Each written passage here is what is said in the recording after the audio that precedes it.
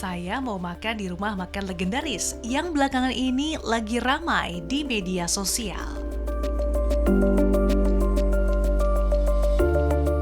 Saya suka makan ikan lele.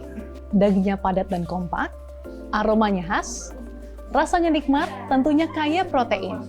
Tapi di balik kenikmatan ini ada satu pertanyaan penting. Kira-kira aman nggak ya ikan yang kita makan? Kalau budidaya ikan lele seperti ini, apakah airnya aman dari cemaran? Terus kalau ikan tangkap dari laut, kira-kira masih segar nggak ya? Lalu siapa nih yang memastikan kualitas ikan-ikan itu? Nah, hari ini saya akan cari tahu langsung bagaimana proses pengujian keamanan pangan di tempat budidaya, perikanan tangkap, hingga rantai distribusinya. Ikuti saya, tapi saya habisin dulu ya makanannya. Selamat makan!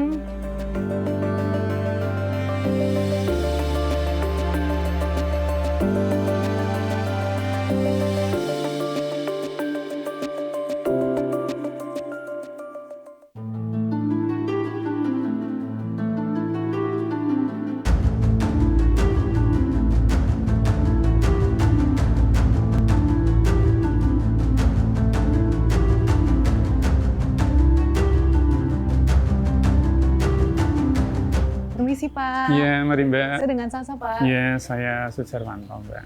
Pak Sujarwanto, saya dapat informasi nih. Di sini budidaya ikan lele ya Pak? Iya betul Mbak. Di sini di Koperasi Desa Merah Putih Kanese budidaya ikan lele.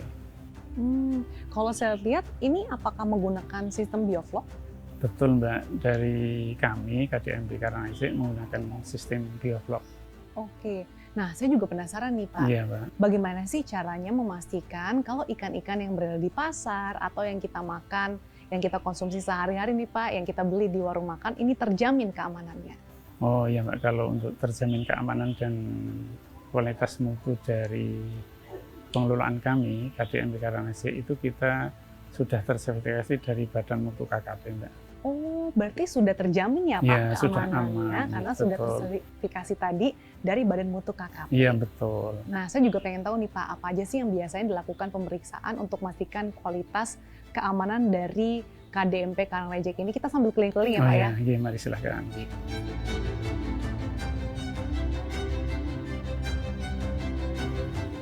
Apa saja sih Pak yang KDMP Karangrejek ini lakukan supaya bisa mendapatkan sertifikasi dari Badan Mutu KKP? Ya, pertama kita menjaga kualitas airnya, Mbak. Kemudian yang kedua kita juga menjaga pH-nya. Yang ketiga kita memakai aerator untuk oksigennya bagi lele tercukupi. Oh oke, untuk bisa menjaga kualitas pH-nya gimana Pak? Dari keasaman air, kalau memang belum sesuai kita tambah air. Jadi ada beberapa upaya yang Bapak lakukan ya supaya Iya. bisa mendapatkan sertifikasi dari Badan Mutu KKP. Iya betul, Mbak. Nah biasanya pengajuannya seperti apa sih Pak prosesnya? Pengajuannya ke Badan Mutu KKP sangat mudah, Mbak. Jadi awal prosesnya kita mengajukan surat, kemudian mendapat tanggapan dari Badan Mutu KKP, di sana diagendakan kemudian diproses.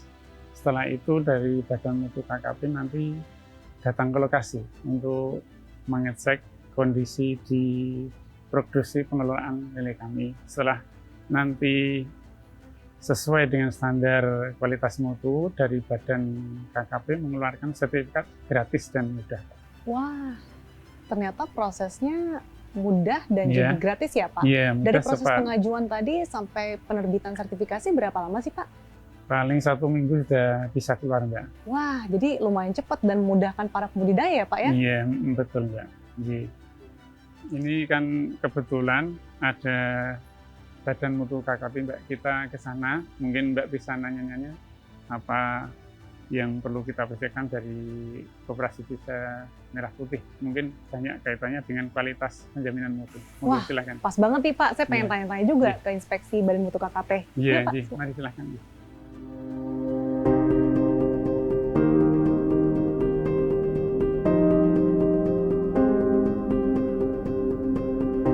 Mbak Sasa, ini kami perkenalkan dari petugas inspeksi Badan Mutu KKP. Monggo silahkan.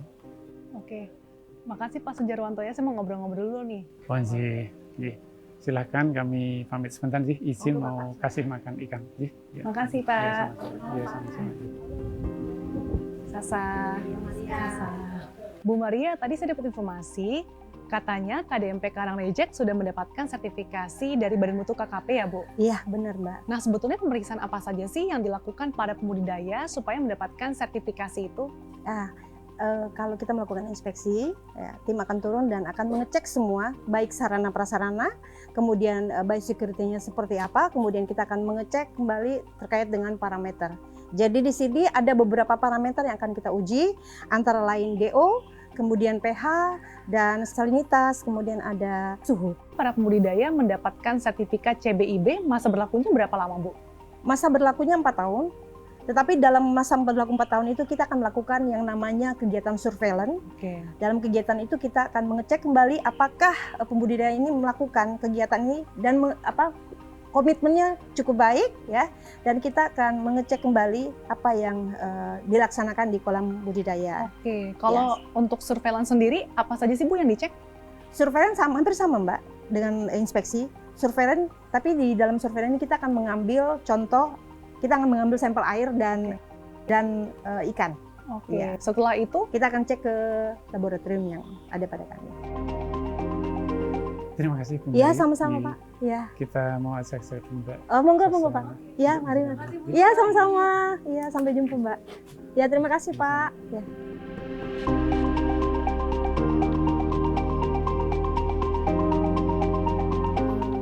Nah, Pak, dengan adanya sertifikasi dari Badan Mutu KKP ini, sejauh ini apa sih Pak manfaat yang dirasakan?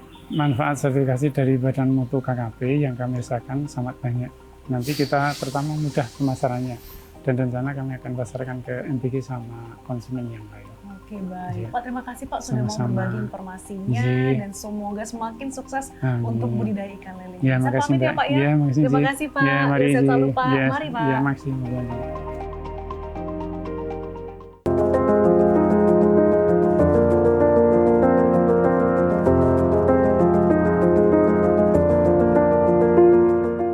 Saya sudah lihat langsung bagaimana para pembudidaya ikan lele menjaga mutu ikannya agar aman dikonsumsi masyarakat.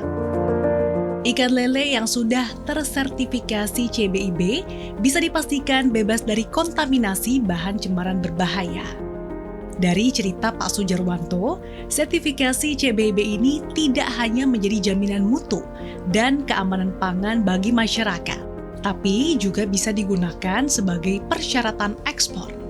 Saat saya berbincang dengan petugas inspeksi, saya diberitahu kalau seluruh pengujian yang dilakukan Badan Mutu KKP sesuai dengan standar internasional.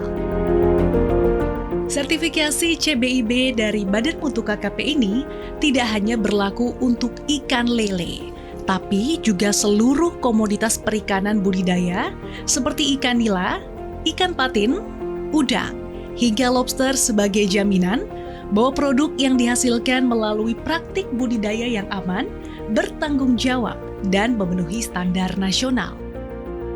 Seperti di Balai Layanan Usaha Produksi Perikanan Budidaya di Karawang, Jawa Barat. Praktik budidaya ikan di sini telah sesuai dengan standar mutu internasional. Tempat ini membudidayakan ikan nila salin yang merupakan program strategis nasional. Disinilah pusat inovasi dan percontohan budidaya ikan modern di Indonesia. Untuk mendukung prinsip-prinsip CBIB pada budidaya di lokasi ini juga terdapat laboratorium yang menyediakan layanan uji kesehatan ikan dan kualitas lingkungan. Setelah dari budidaya, saya juga mau lihat ikan hasil tangkapan dari laut. Saya mau tahu, ikan-ikan laut yang ada di pasar sebenarnya segar-segar nggak sih? Yuk, ikuti saya.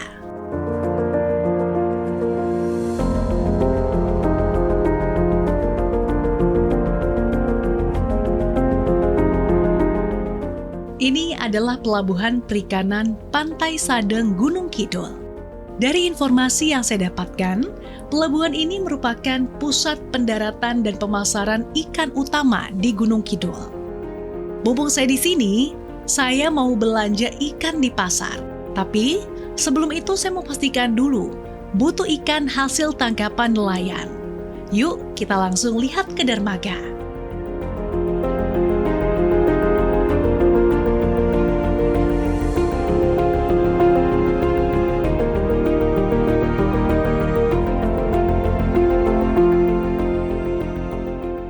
Permisi Mbak, sedang melakukan inspeksi di kapal penangkapan ikan ya? Saya boleh ikutan lihat Mbak? Oke, misi ya. Maaf Mbak mengganggu waktunya. Kemarin saya kan sempat ikutan nih lihat petugas inspeksi di lokasi budidaya ikan lele. Iya. Nah, saya pengen tahu nih kalau misalkan di kapal penangkapan ikan untuk memastikan mutu dari ikan yang ditangkap ini, Ya. apa saja sih biasanya yang dilakukan pengecekan? Oh, oke, baik. Sebenarnya pada dasarnya sama ya, baik dari yang tempat budidaya maupun tempat penangkapan ikan ini ya Mbak ya. Nah, kalau yang budidaya itu kan yang kita cek mungkin lebih terkait bagaimana praktek cara budidayanya ya Mbak ya. Sementara untuk di perikanan tangkap ini lebih bagaimana cara penanganan ikan setelah ikan ditangkap yaitu di dermaga. Jadi yang pertama kita cek tentu saja falka atau cool box-nya yang dijadikan untuk menyimpan ikan ya Mbak ya. Oke, seperti ini ya Mbak Ya, ya? betul sekali. Nah, kita cek nih kondisinya apakah cool box ini dalam kondisi kotor atau dalam kondisi bersih ya Mbak ya. Kemudian dilihat juga apakah esnya mencukupi atau tidak. Nah, termasuk juga penyusunan ikannya di dalam cool box.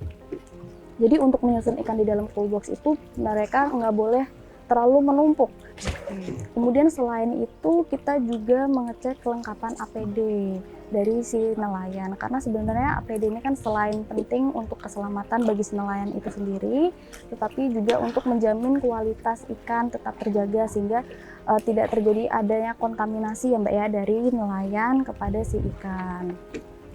Nah, tapi tidak hanya itu saja, kita juga mengecek bagaimana nelayan melakukan proses pembongkaran ikan di dermaga, sehingga kondisi dermaga ini juga harus dipastikan untuk dalam keadaan bersih. Karena kalau misalkan kondisi dermaganya kotor, tentunya itu akan mempengaruhi kualitas ikan. Seperti itu Mbak. Oke, tadi kan sempat dilakukan pengecekan suhu ikan ya Mbak ya? Ya. Sebetulnya kalau indikator ikan yang masih segar ini, suhunya di rentang berapa sih yang baik? Kalau untuk ikan segar sendiri, suhu yang baik itu kurang dari 4 derajat Celcius. Kalau misalkan melebihi atau misalkan dia 5 derajat, 6 derajat Celcius, itu berarti ada sesuatu yang salah pada esnya, entah esnya kurang mencukupi atau esnya sudah mencair terlebih dahulu, sehingga suhu dinginnya itu tidak menetap ya Mbak ya. Sehingga ada terjadi fluktuasi atau perubahan suhu ikan. Oke, Seperti saya boleh lihat langsung nggak Mbak seperti apa sih cara pengecekannya? Oh ya, boleh, tentu saja.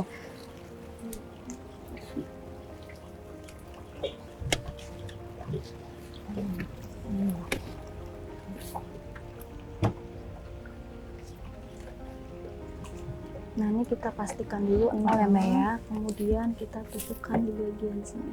Ditusuknya ke bagian mana Mbak? Ini bagian yang paling tebal.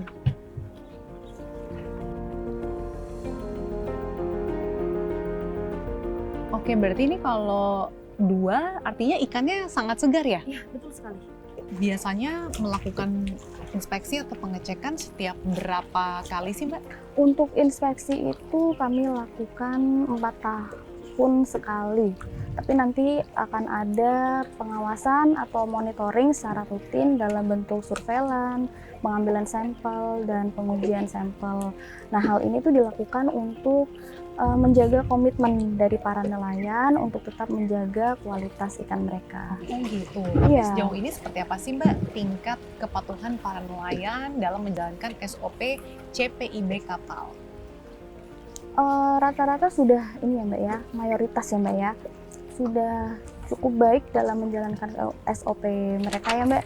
Mungkin dari sudah dapat dilihat dari cool box-nya dalam kondisi bersih, bukan terbuat dari bahan yang mudah berkarat, mudah dibersihkan juga.